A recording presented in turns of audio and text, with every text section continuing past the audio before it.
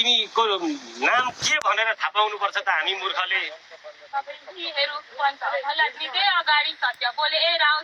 सत्य बोल्नुपर्छ, दुधको दुध पानीको पानी बोल्नुपर्छ परमेश्वर।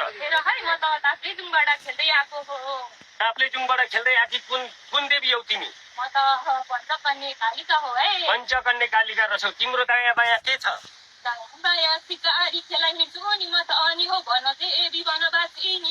अगुवा सिकारी पछुवा के छ? तिम्रो दायाँ बायाँ अगुवा पछुवा तिम्रो लावा लस्कर पालेछौ। महारानी लिएर हिँड्छु पश्चात म काली खेला हिँड्छु है। अगुवा त महारानी हिँड्दैन त प्रभु। कसले भन्दा हिँड्दैन हो? परमेश्वर तिमी काली देवी जसले पनि महारानी तल रहेन त धामी झाँक्री भएर उत्पन्न भयो नि होइन र? सिरिङ सिकारी अगुवा लाग्छ कि महारानी अगुवा लाग्छ प्रभु? चेली मान्छौ तिम्रो कुरा, तर तिमी पाथी भराबाट महारानीले नै अग्गा राखेर हिँड्छ है सिकारी। हामी त महारानी राख्छु भन्दैछु है। पाथी भराबाट के सजिलो भएर हिँड्यौ? आज यहाँ आएर तिमी अलपत्र भएर बसेको कति वर्ष भयो?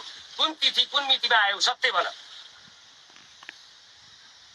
सत्य भन्नुपर्छ तिमीले। बसेको हो। अनि किन अगाडि चाहिँ यो एरियाको मानवमा तिमीले झल्को दियौ न? तेरो सत्य चाहिन्छ मलाई।